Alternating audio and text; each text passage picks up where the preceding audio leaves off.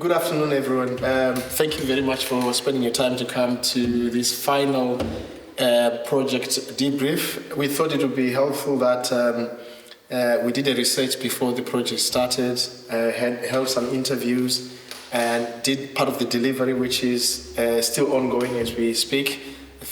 Maybe a few more sessions to be delivered.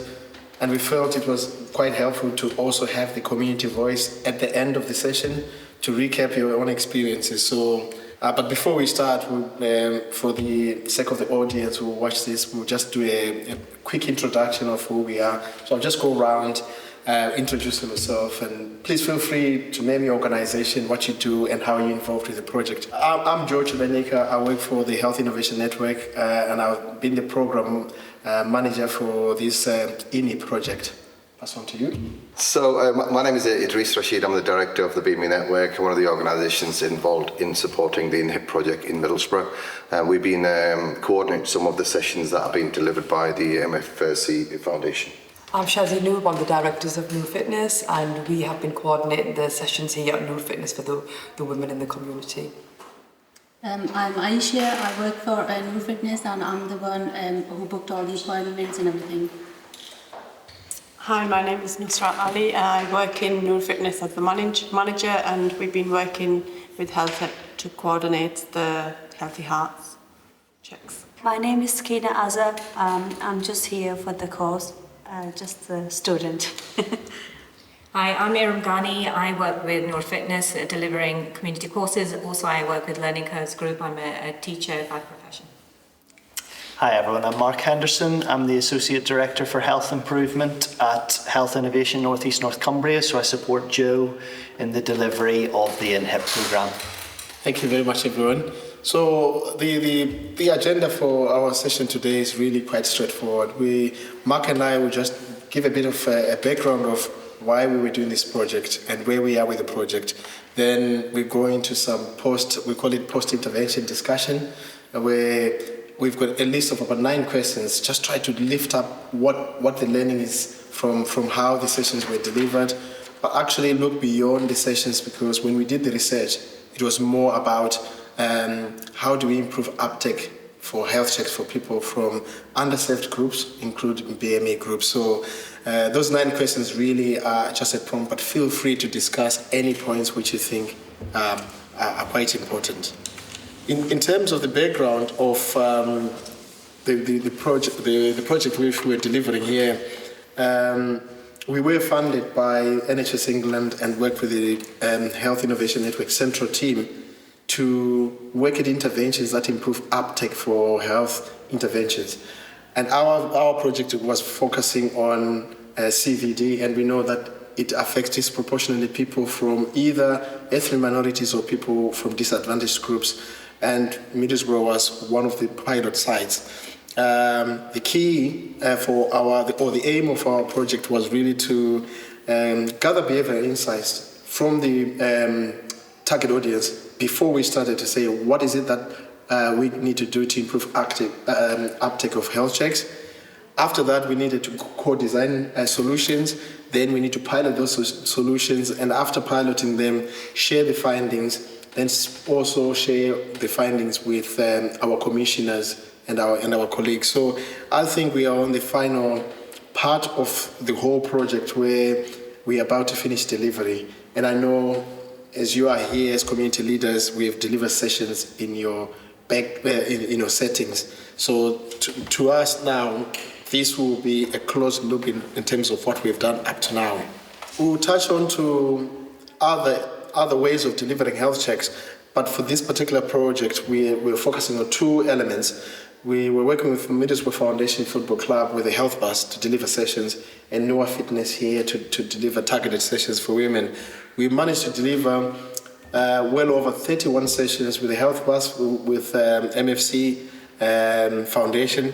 We've still got maybe another couple more weeks of delivery, so that would increase.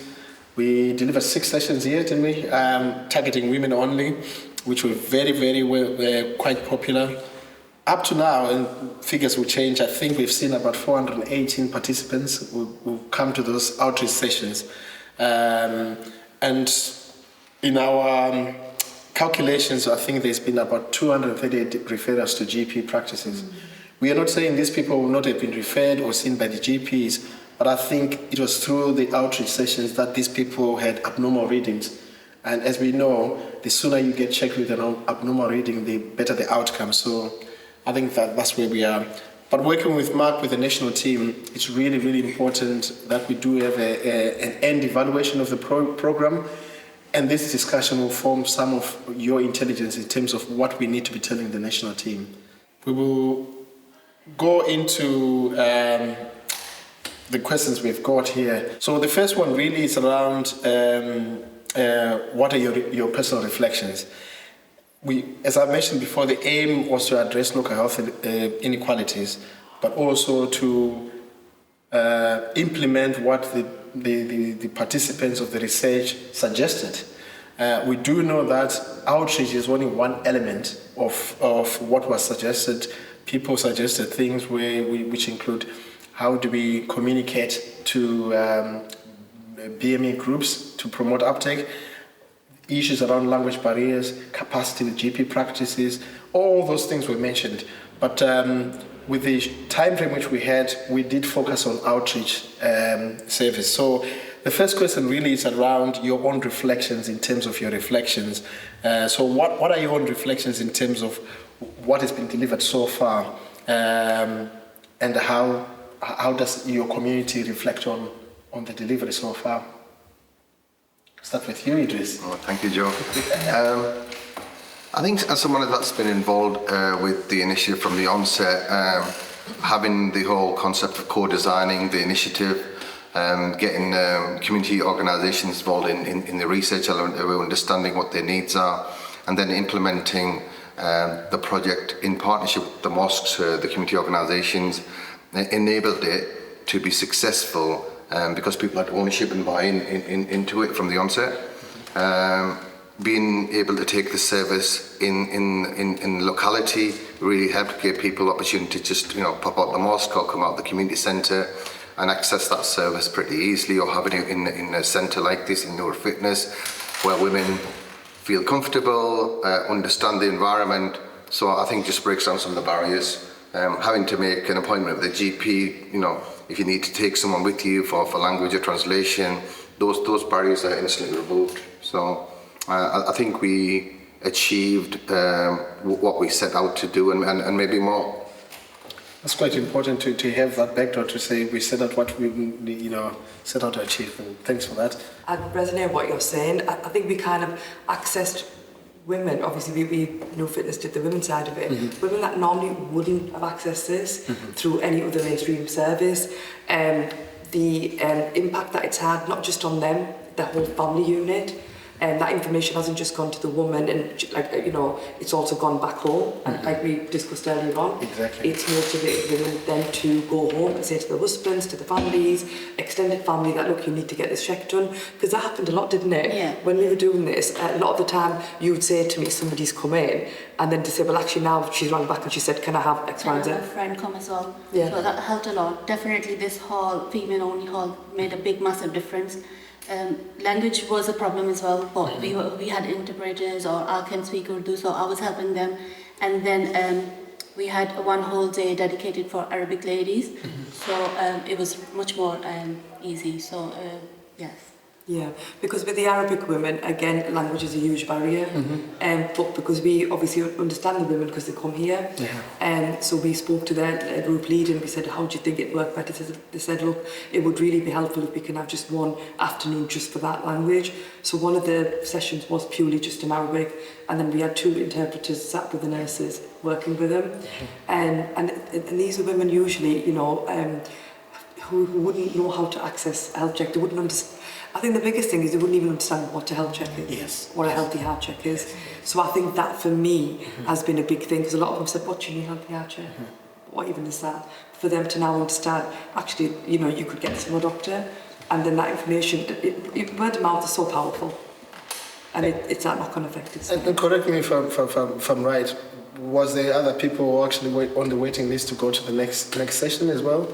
Because it normally doesn't happen in GP practices to have waiting lists for health checks, because you are invited to go. We had loads of waiting list, and I had to 6 weeks in advance. I had booked appointments and send them reminders, and I was sending them night before reminders that they have got the appointment, come down, and if you're a bit late, and so we used to tell them, but we had a whole. We organised everything, I guess. Yeah, I think one of the biggest things was social media. We shared it a lot on social media, and we made loads of videos, and I think that went quite viral, didn't it? And then it was like, well, I want one, and then someone was ringing me, but I haven't one. And it was kind of like, we want to join in because we're everybody part of this. That's quite a big point, because I think we've got one of the questions which really explores deeper into about how do we need to communicate to our target audience. So it's really quite helpful. Nusra, do you have anything to share? It's like I'll never go to the GP or doctors. I'm fine. I'm ticking. I'm going. I won't go, and it's like that. And then our community is even harder to access. They just want to, live their happy life and eat and be merry, and they don't, like they wouldn't go for things like this. But like you said, she's doing it. She's doing it. Exactly. She's doing it. Am I missing out on something here? Exactly. So I think it was convenience as well. Like we had classes running. I mean, I was teaching, and my ladies were taking their breaks, and we'll pop over to have a healthy heart check.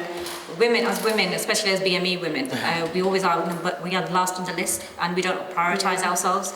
So because we were here for other reasons, we just popped over to go and have that check done, and then, like you said, passed it on. I did it myself. She was the first one in the queue, and I did it after 4 weeks because I won't go.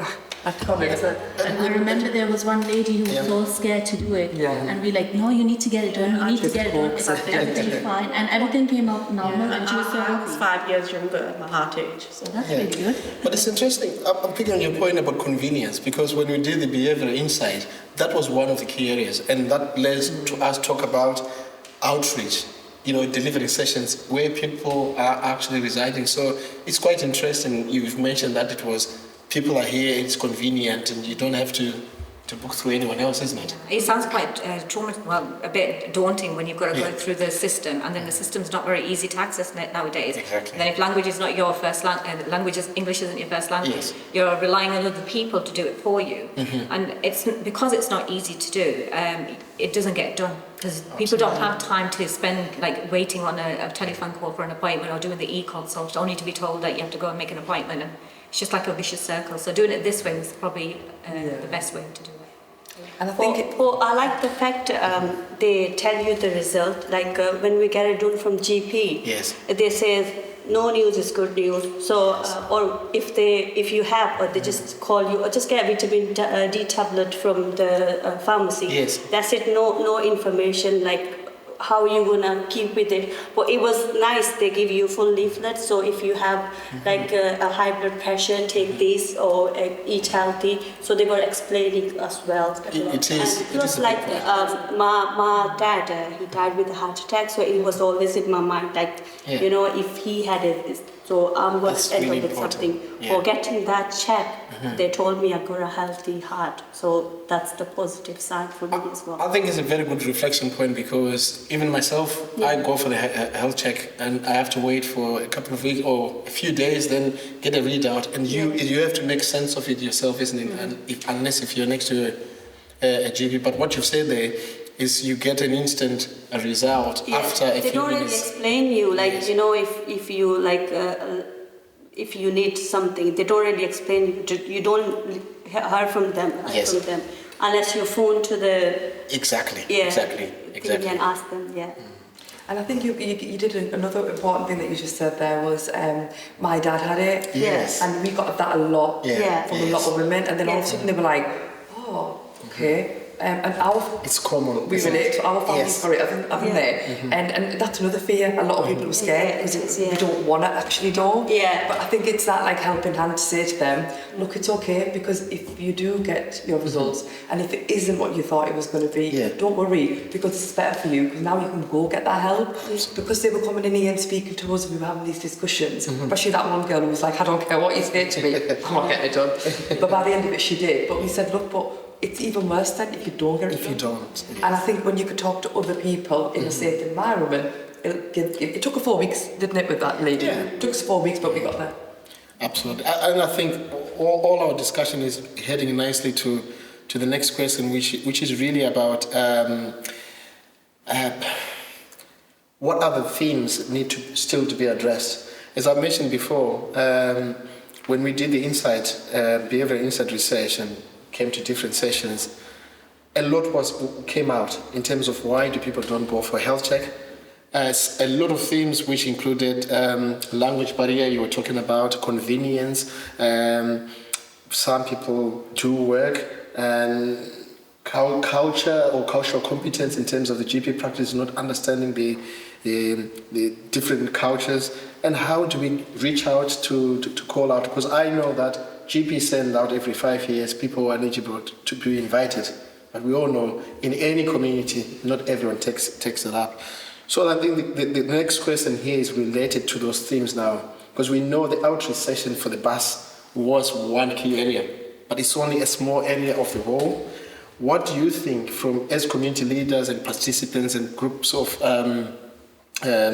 different people from different backgrounds, what do you think still needs to be addressed rather than the outreach? So the outreach, we're going to evaluate and see how good it was, and this is part of it. But what other elements do you think in the system needs to be addressed for us then to increase that uptake? What you were describing, those people who took up the offer here. It's education, isn't it? And making them aware that these actually exist. Okay. And I think that's a big thing. In a language or in a manner that they can understand. Like someone like my mum, how would you give that information to her? That's who we're kind of looking at, aren't we, really? Yeah. So how would we give that information to mum? Like, how do we get that to her? And I think that's your challenge, isn't it? And I think the only way you can kind of do that is through education and awareness. It's about getting rid of those stereotypes of me, because we had 2 members in our family that came with cholesterol high checks on cholesterol. And one of them was very petite like me. Okay. And quite fit, isn't she? She was very fit too, so it was quite surprising, and it was nice, but because it was a social thing, we were all there, we were all like tapping into it, and we were like, actually, it could be me, it could be me, it could be me. Exactly. You wouldn't know until you get tested, yeah. Exactly.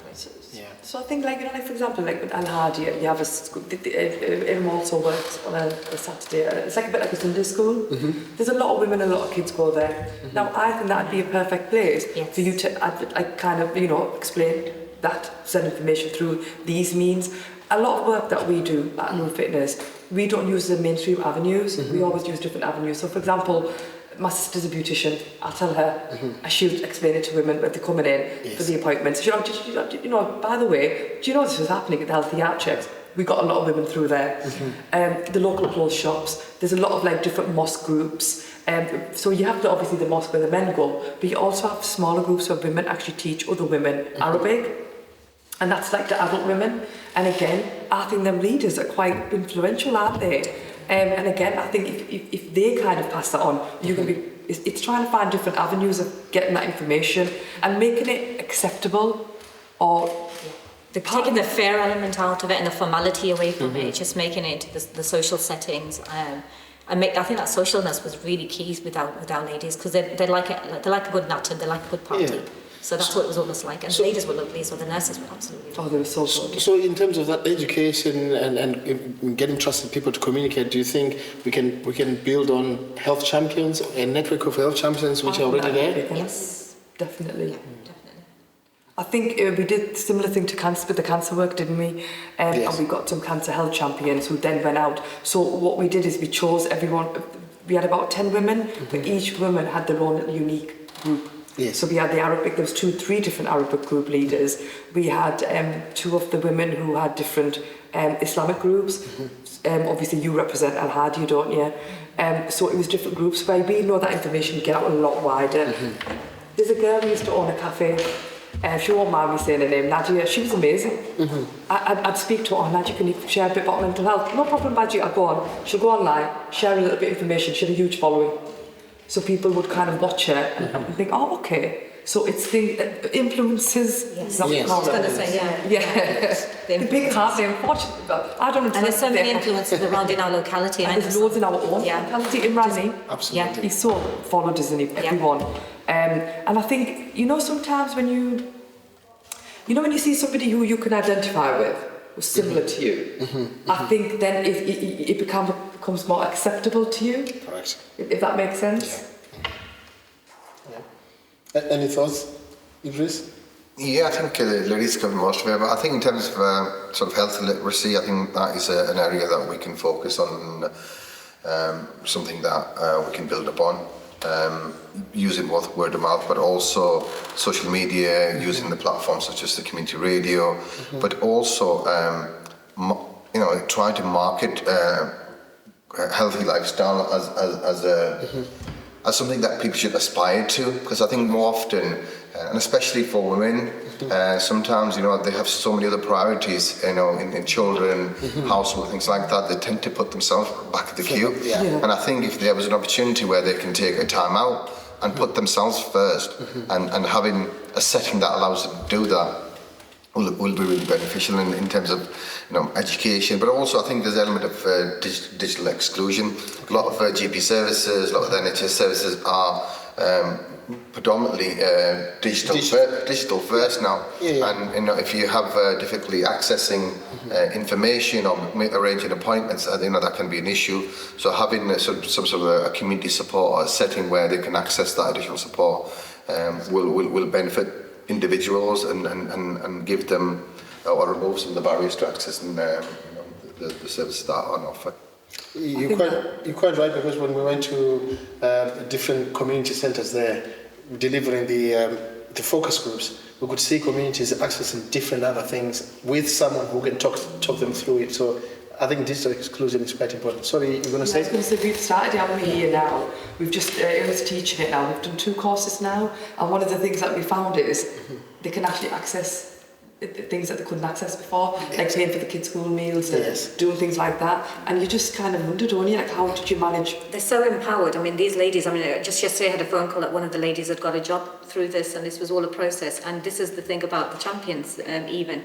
So much mental health and, well-being is such a big thing with our BME women. So nurturing those champions would be so empowering for them. And it would support them as well as supporting other people. So I think definitely it's the way to go. Yeah, and you've touched on an element around cardiovascular disease where emotional well-being, or that balance for emotional stability, actually impacts on your physical health. If you're not emotionally well, the last thing you think is of physical health. So you're quite right, there's a good relationship there. I think we'll move on to, we've mentioned that there was more than the health bus, wasn't it? But now we're just going to focus on the health bus. And I do know for ladies, you didn't have access to the health bus, and probably Idris would have more to say here. So could you actually share your thoughts in terms of how the health bus was beneficial for access to your communities? And for ladies only, could you share your thoughts on why having women-only sessions were actually quite beneficial in tapping up or reaching out to those people who we know that they don't go to the GPs? Maybe we'll start with you, Idris, around the health bus first, then we can go to women-only sessions. Just look at the health bus. If you take the health bus out to a community facility, maybe where those individuals are living isn't too far from where the bus might have parked and they access it, but just having a service that comes nearer to your doorstep, it just alleviates or removes one of the barriers. Also having the bus attached to a particular venue that they can associate with, that they have access to, again removes another barrier. And having that particular facility coordinate the appointments and raising awareness, that really helped. Again, as Noz said earlier on, it's not just sharing that information, it's to manage the appointments, sending reminders, because we did a reminder the night before and a reminder an hour before the appointment, just to ensure that people attend, because people forget they've got busy lives. So I think because we've had a high rate of people attending appointments as a result of that constant nagging to ensure that people attend appointments, because when something's for free, people don't value it, unfortunately, occasionally. So, we have to send reminders out. The other element was that familiarity with that's linked to locality. Yes. So I think, people say, oh, it's coming for our community, it's coming for our mosque, although it's a little wider than that, yes, because it's attached to their venue. I think that helped to get more individuals out from those venues, or from those communities. I think you've picked on something which, when we say co-design, it was like, how do you want it to be delivered? And we started delivering it. I think you're part of the group that suggested then the ownership, because I think what I'm taking from what you're saying there is the community venue on the kind of sessions. Because if we rock up with a bus and have availability, you hardly feel it. And you're right, the background work, the back office work in terms of nagging people, sending reminders, telling them what time it is. I think out of a 25 session a day in one of our, in the MFC bus, I think the lowest we got was 17 people attend out of 25, which is a very high turnover. Almost every session was full. But I think what you're saying is very important, that ownership where the community center knows that the bus is coming here, they promote it, people turn up. And then I can't underestimate that, because I think it takes a lot of background work, doesn't it?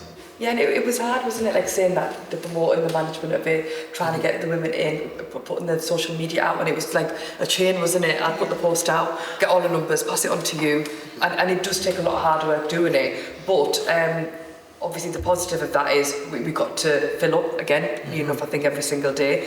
I think the other thing that was really nice was I found with the women, they felt very confident here, didn't they, asking questions, safe and confident. I think it's that trust, we built a trust here.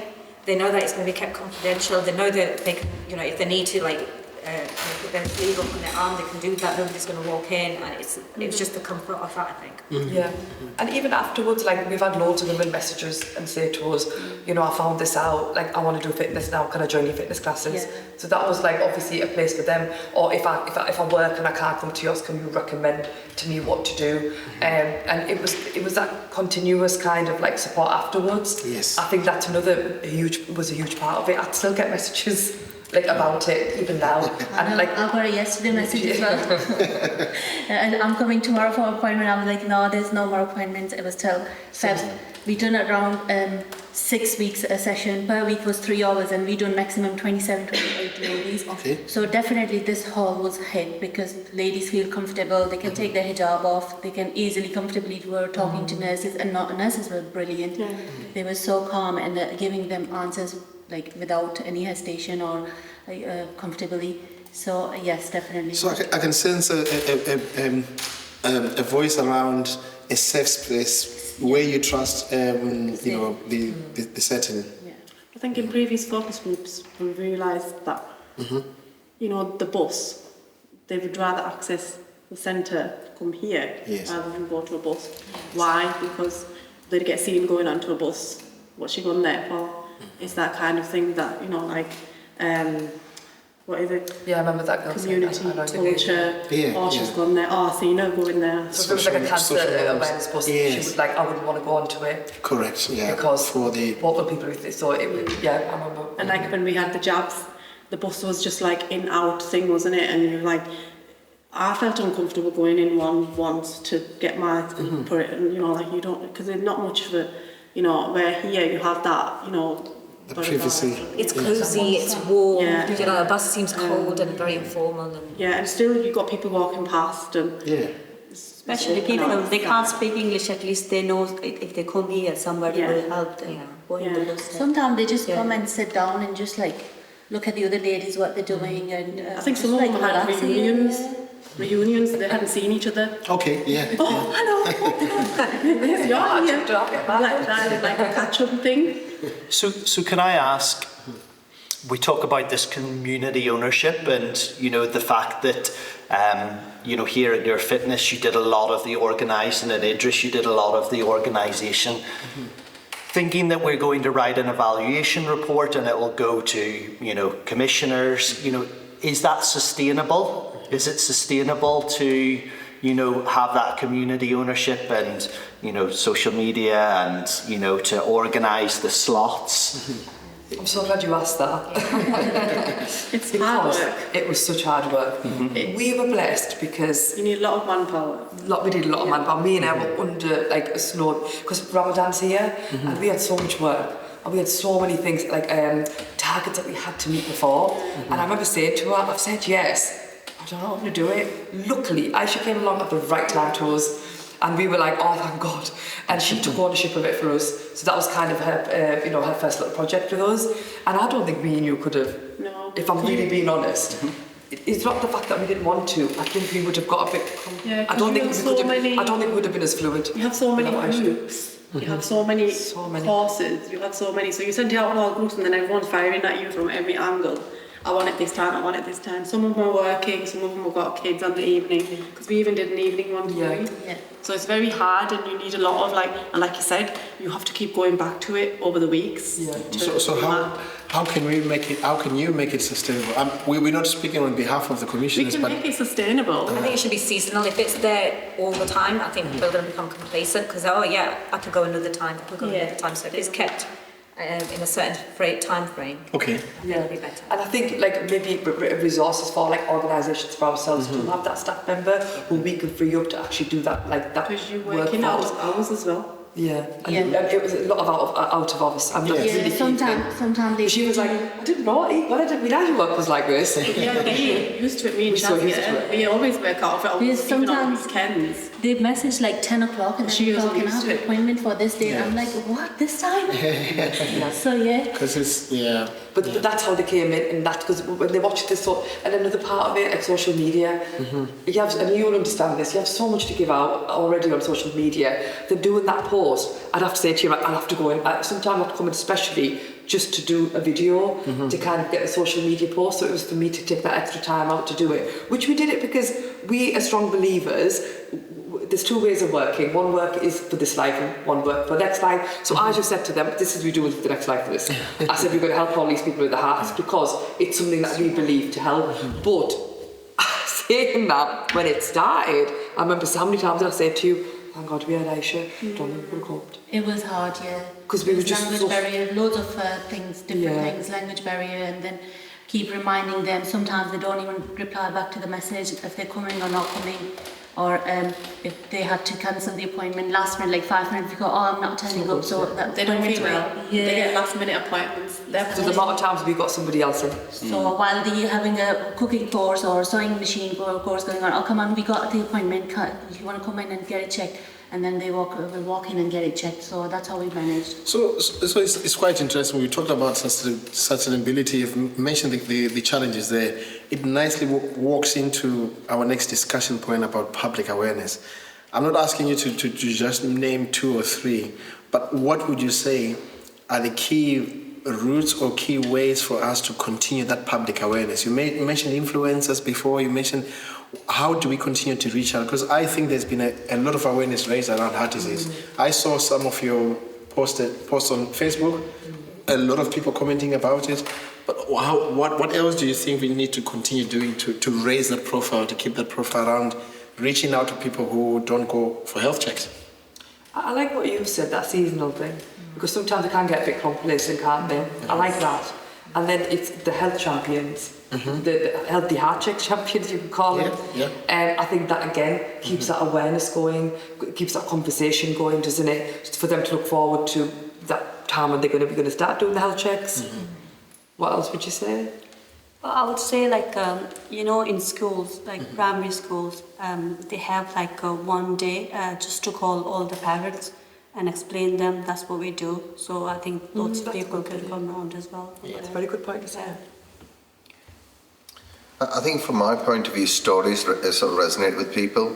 You can give them information leaflets, but hearing someone's story is really impactful and powerful. And if you can get some case studies where people have been for a health check, they might have had some sort of intervention or a follow-up, and then trying to capture that either in a short video or audio format. I think just sharing those will be impactful and would encourage the people to think about their own health, and that's potentially a way of trying to get the conversation going within a family household. It's interesting you've said that, because the national team is working with us to say, well, can we have those case studies which are quite local, because a case study is as powerful as you say. So it is quite important what you've mentioned there. Yeah, I think people identify with stories like that, don't they? And especially when it's your local area and you might know a face, and then it just hits home a little bit more, doesn't it, that way? Right, the next one really is about your views around the capacity and capability within your own organisation around cultural competence. Because I think it was raised in one of the focus group to say, yes, you can turn up at a GP practice and, culture could be a barrier. And I recall a few organizations, business organizations, Newer Fitness, and I think Idris, you also mentioned it, to say there are organizations which can offer cultural competence training. We wanted to hear your views around this, because I think for many projects, not just for heart disease, we've had this recurring theme to say we need staff who save people, not only to look like us, but actually understand the culture regardless of their background. What do you think about cultural competence, and how can we address it? Oh God, yeah, that's very, very important. Yeah. Yeah, because I think when you go along and there's somebody, I mean, the language is one thing, but it's also somebody who looks like you, who can understand the background you're coming from, the experiences that you've had. I think it breaks down a huge amount of barriers, and you'll be more open to speak about things and know that you'll be understood as well. So would training be beneficial? Definitely. Yeah. And empowering, and very empowering for the women, and they're quite passionate, aren't they? The lots of the women that come and they do things, definitely empowering them. It's simple things like, like for example, if you were wearing a hijab and you were doing your you get your blood pressure up, that's a big thing that for you to pull your your sleeve up. That's a big thing, isn't it? Whereas if you knew, so you'd automatically say, well, you don't worry, there's no men in here and it's absolutely safe. You'd know automatically to say that. We when they'd walk in, we'd say to them, you're okay, there's no, because not everybody comes to South Central came. Yeah. Some of the women, it was the first time they came. As soon as we walked in, and we were like, the safe female on his own. So straight away you could see them, they're just relaxed in there. And sometimes it's not the women, it's the husbands maybe. They might not even want the wives to go out. Okay, possibly, yes. That could be an influence. Yes. Well, I'm really glad you brought that up, because there was a couple of them who only came because they were allowed to come here. Ah, right, okay, yeah. From certain communities you'll get that. Yeah. Yeah. And again, you see the knock-on effect of that. If there is something wrong, then they might let you come to the fitness classes or here. So again, there's extra support after that as well. There's a lot of questions that you get after these health checks done. I used to get loads of questions sent to me. So they said this, they said that, and we will continue. And it would be good if you had a health champion to say, actually, I can give you some ones. You can speak to them. Because there's a lot of you'll have a lot of conversation. I had loads of messages, and some of them are really upset because one of them said, like, you know what, you actually saved my life. I got told I'd have a heart attack in 5 years. Oh my goodness. And she just couldn't get over it, and she was a bit traumatised. But it was nice for her that she could pick up that phone to me. Correct. And speak to me. Yeah. And I think that really was a great And the beauty of it, this is North Fitness, we provide fitness services here. Yeah. So then they've got follow-up, they're not left just with this bit of information and know where you're going about it. Yeah, so it's one thing just getting a result and not doing anything, not having the space to then exercise or follow up the next time. Find where to go to after that. Yeah, and the one thing that really comes out a lot here is that the positivity that they get from him. I mean, Shazi's got a very positive vibe, and my students are always commenting about how comfortable they feel about being here because of that positivity. We had a lady break down just the other day that she got some bad news about a physical check, and she was comparing us. She goes, my mother died from the same thing at a very young, I was only young. So we were like comforting her and saying, that was back home, there wasn't facilities there, it was many years ago, you've got everything here, there's nothing to worry about. And that's what they get from here, which they may not necessarily get from a place where nobody knows them. Exactly. Just in terms of cultural competency, I think that goes hand in hand with commission as well. I think when commissioners are designing services, they need to be mindful in terms of how they're going to be accessed and delivered, and having that voluntary community sector buy-in or offer within the mix really would help bridge some of that gap. We're getting to the back end of our questions now, so the next question is really focusing on your roles, and I know some of you were involved in some of the sessions, but we're focusing on the role of the community leader here. And what we found when we did the research was we didn't want participants were saying, oh, we're used to this. You come in research, you get what you want, you deliver a service, then you go. So this next question is around your role as community leaders. We feel that it is essential that you guys you build trust between providers and service users. What do you think then your role is within CVD prevention going forward? Now that we've connected with some of the services, and maybe there's a decision for commissioners to go forward and how they mainstream some of this. What do you think your role will be? Either side of either research or commissioning or providing a service? I think for New Fitness, we could. I've always said, and I'm always saying to you, Anna, I wish we could provide this here. I wish we could provide this here. Because we know that we've got the resources and the staff and the ability. But what we sometimes don't have, is the money to be able to do things. Yes, yeah. We don't. And like I said, I was just lucky that Aisha came along at the right time for us. Otherwise, our own work would have suffered because we are kind of under-resourced already, if you know what I mean, with what we do. But there's so much, I feel, that we can deliver and, make a change. Like things like diabetes, there's so many different, I'm sure you'll find that the same, don't you, Idris? There's so many things that we are able to speak to the community and make a huge impact. And sometimes I get frustrated because I'm thinking, well, we're here, hello, come and find us and commission us to do that work. I think having a clinic where they can access all this medical help would be good. So you have the staffing, the finances, and a set day, maybe a season, term or whatever. And if you had that established, I think that would really fly off. We have so many women, don't we, coming in here? So many women asking us for GP. Like, for example, the perfect example is the amount of times I've been stopped by an auntie at a pie and they've said to me, the doctor referred me to GP referral to the gym. Can I come to you? But you're not like commissioned. That just reminded me, I had one call and the lady was from Newcastle. She lived here but she wasn't mentally feeling well, so her husband took her to Newcastle. So she especially came from Newcastle to here for her appointment because she was her husband felt comfortable coming here, and they said we're trying to get doctor's appointment, doctor's not giving us appointment, so they actually felt really comfortable coming here. So she came here and got it checked. Her heart was fine, but her mental health wasn't really brilliant. So yeah, it was quite a distance, wasn't it, for her to come all the way here. So sometimes you feel frustrated because you're thinking, I know I can deliver that. I know we could act and help you. I know we could do this. But I think the community organisations can deliver a more holistic approach to the medical health because it's that the before and the after which is left with them, and that's where the anxiety is. So if we were here and we could give them that support before getting them in, and then supporting them after knowing what they know with the new information, I think it would help them to improve their health so much more.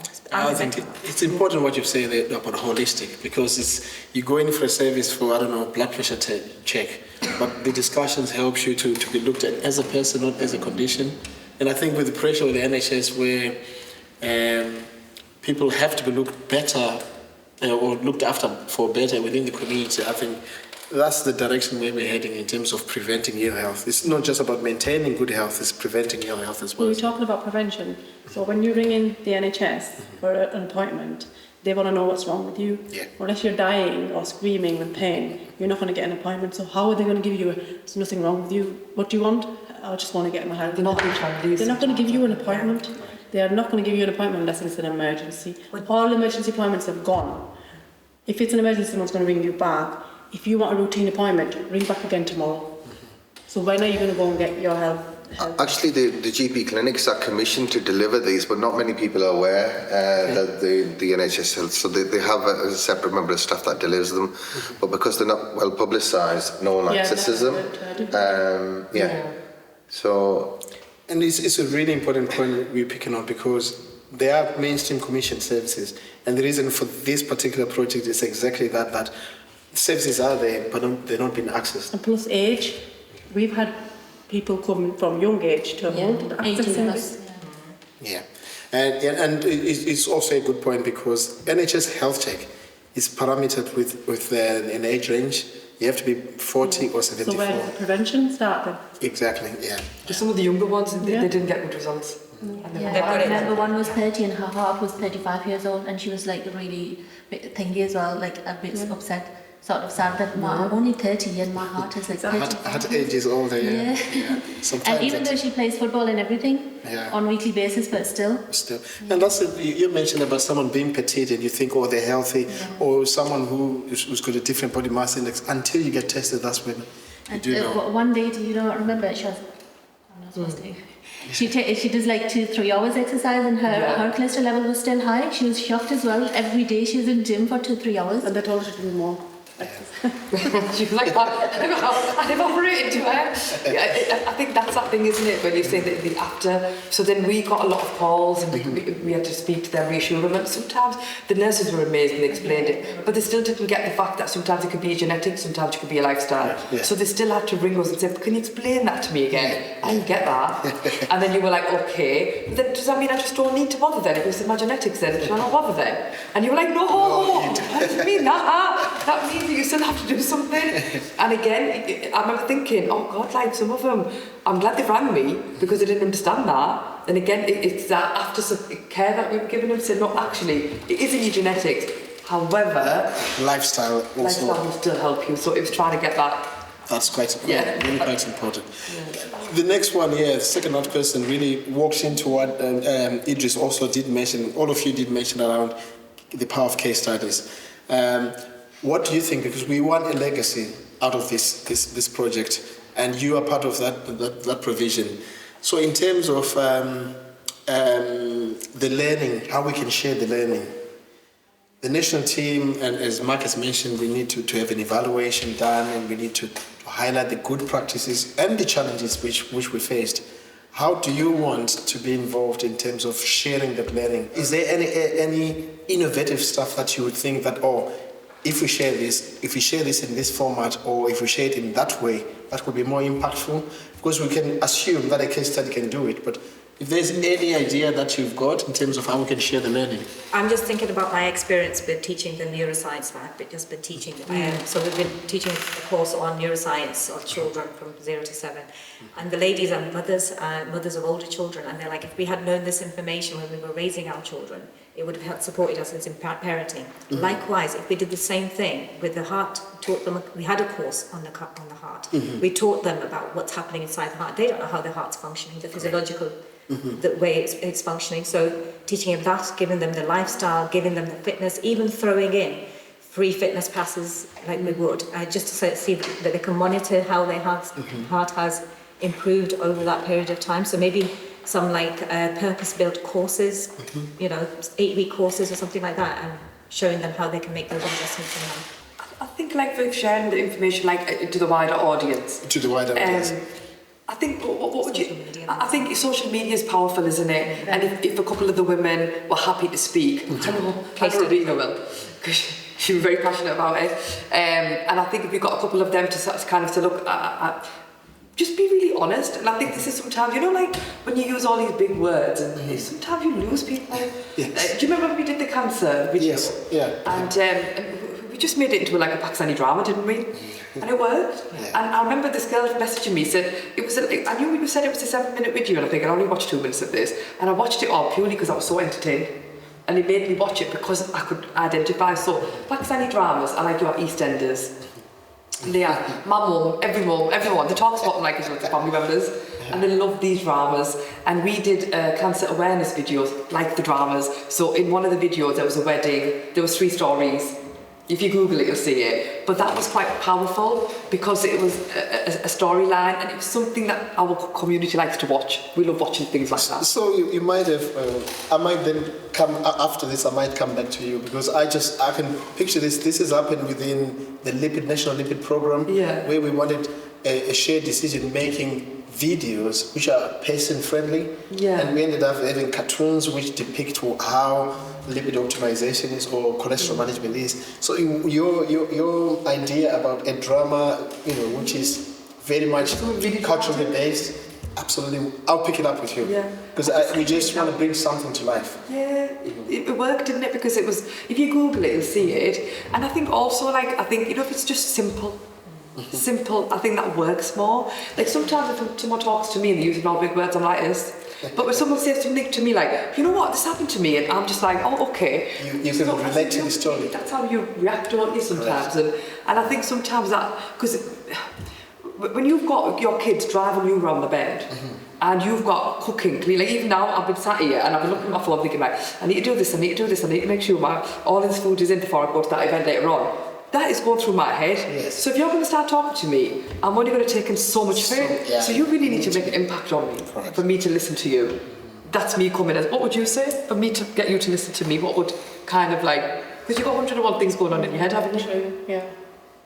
Just small and powerful, I guess. Small and powerful. They did have evaluation, wasn't it, at the end? Like, you know, like a survey. They used mine as well. When I said I didn't want to go, and then I did, and I was happy that I did. Yeah. But what the lines was feedback. I think on the movie side, obviously Idris would not take a part if there's no makeup done there. He's mentioned it before they started the video that we need to have our makeup kits. What would you say? I think I've been told I've got a face for radio, but I think a lot of people are consuming content as podcasts. You know, people.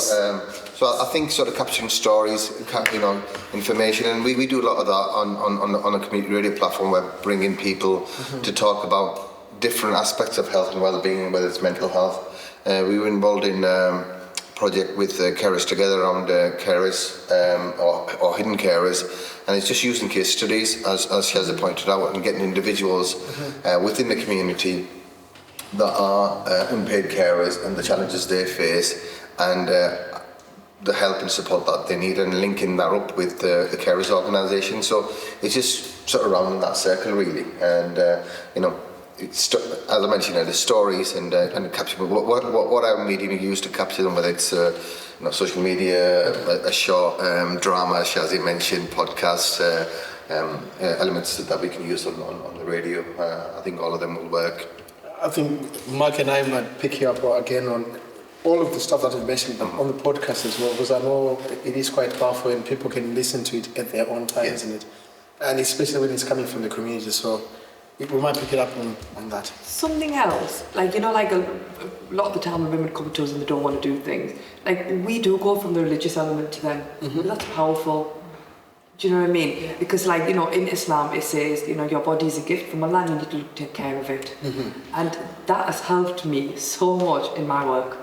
When they don't want to know, and I'm like, yeah, but it's duty upon you though, what you mean? But it is though. And then when you kind of explain that to them, it's like you've enlightened them, and they're like, I never looked at it like that before. Yes.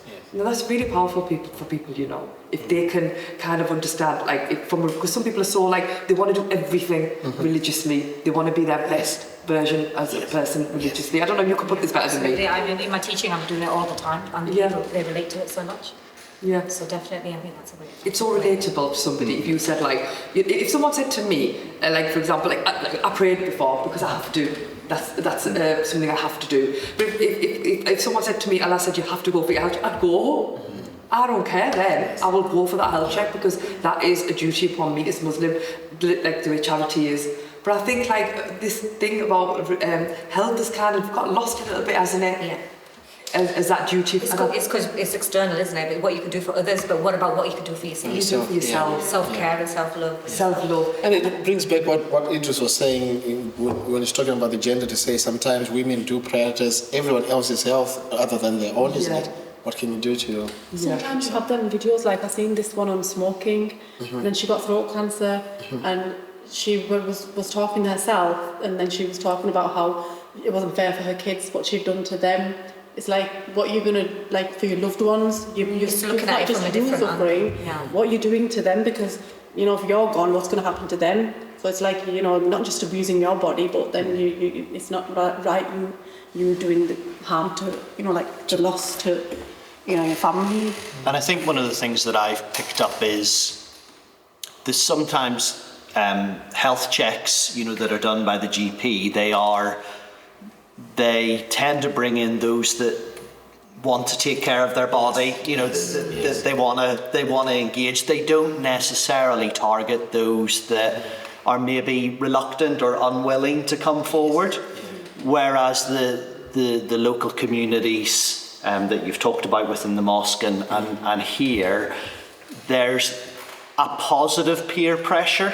Yes. To kind of, so what I'm really kind of summarising a little bit from what I've heard is that, you know, those that are a bit reluctant to get a healthy heart check because of the community leaders and the peer groups around them, it also targets those that are a bit sceptical and a bit reluctant as well. And that's really important, because whenever you're doing health initiatives, it's very easy to get the people that are keen on engaging, but it's not so easy to engage those that are not as engaging in their health. Correct. But I think what I've heard over the last hour is that the communities around here are, it's a positive influence in people engaging in those services.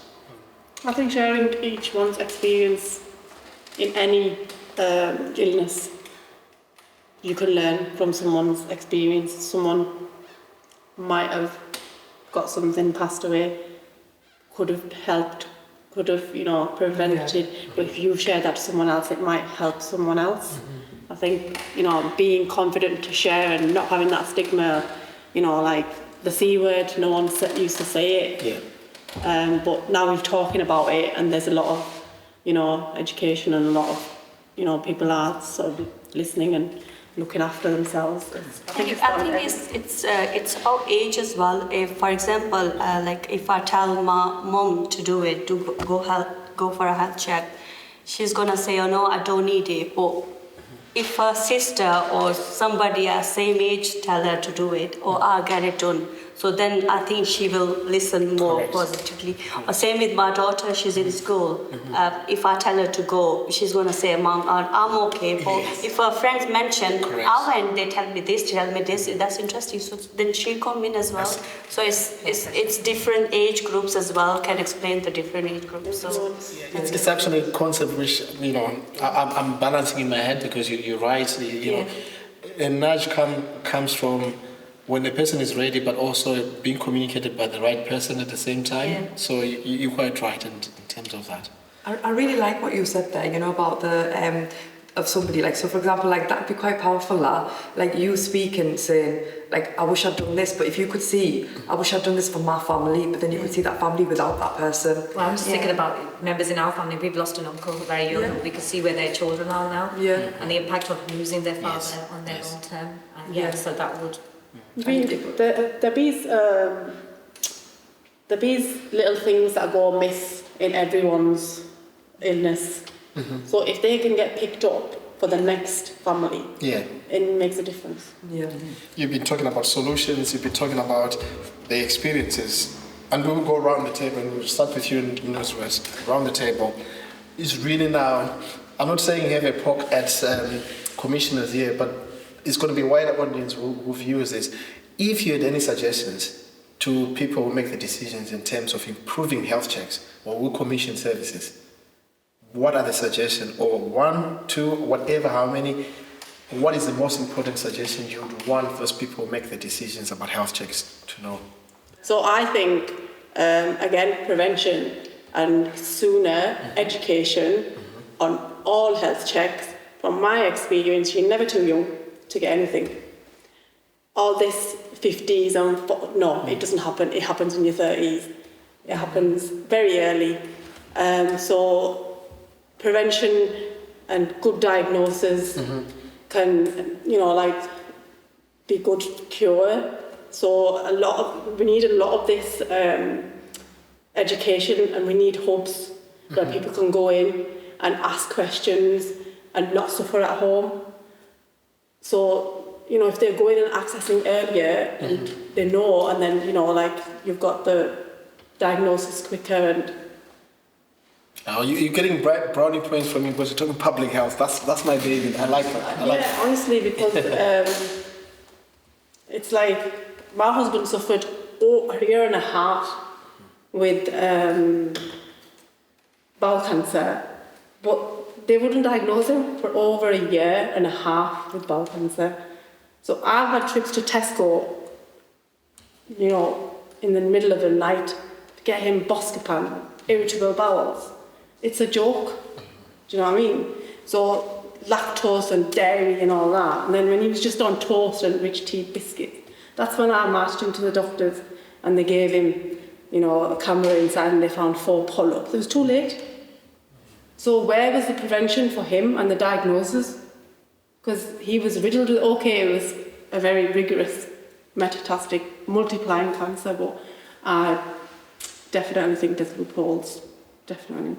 Thanks for sharing that, which is quite personal, but I think what I'm reading there is the prevention agenda is really, really important. It is. So, thank you for that, Mr.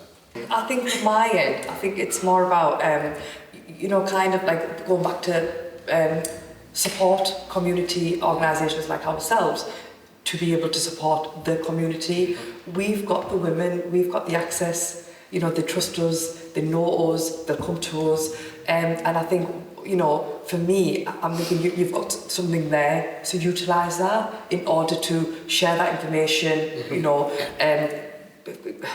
for example, like the video ideas that we've just had, like the Pakistani dramas or something maybe you wouldn't have thought about, but we're able to come and give you information in a different manner. We're able to give you it'd be kind of the voice of the women really.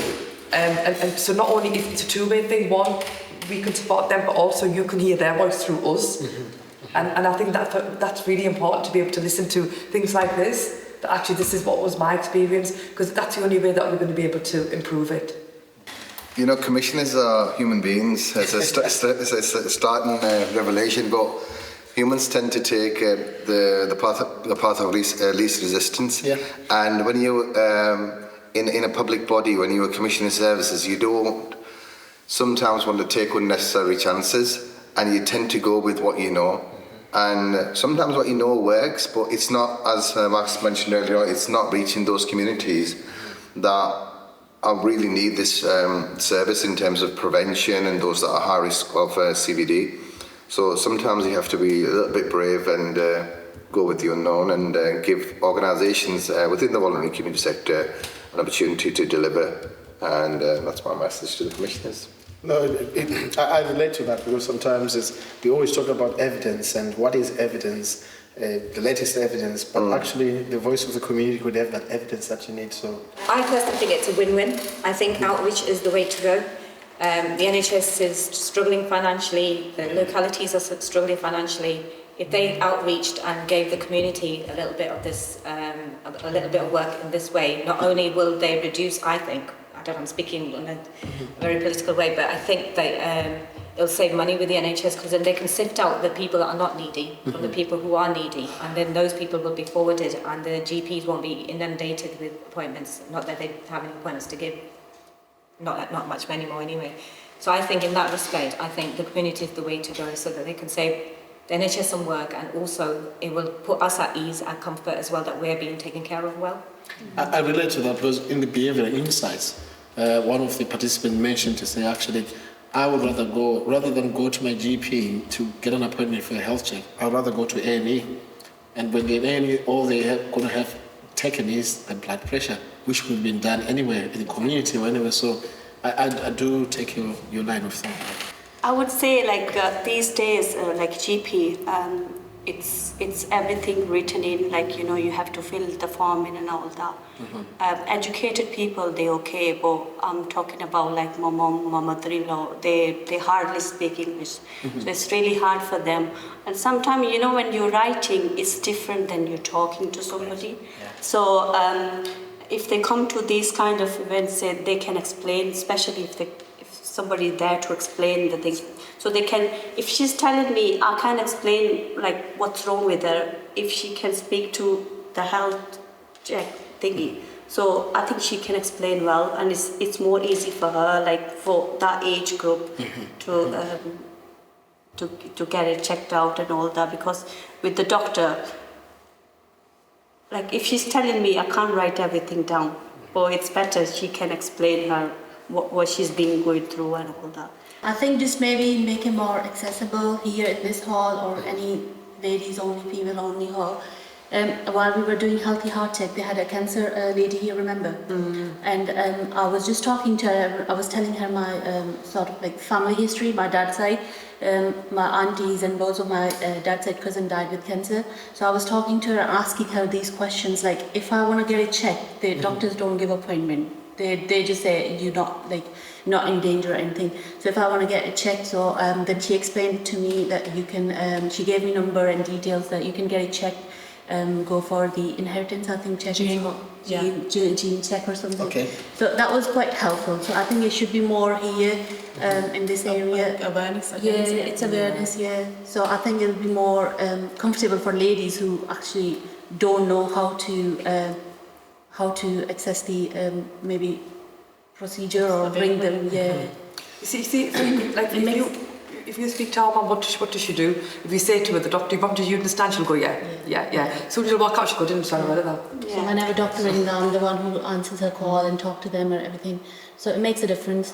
No, thank you very much, because I think your point again relates to what was said earlier around convenience, and in that element around one part of behavioural insights feedback was we used to have walking centres. You can walk in any time, and I think community centres are like that. You can walk in any time for any holistic kind of services. So, no, I think thank you ever so much. We have gone through our list of discussions here, and really interesting. Some of the stuff that we didn't come out from the research I've heard today. And I'll certainly pick on the drama. I'm going to have a drama about heart disease. I'll direct it. So, no, thank you very much.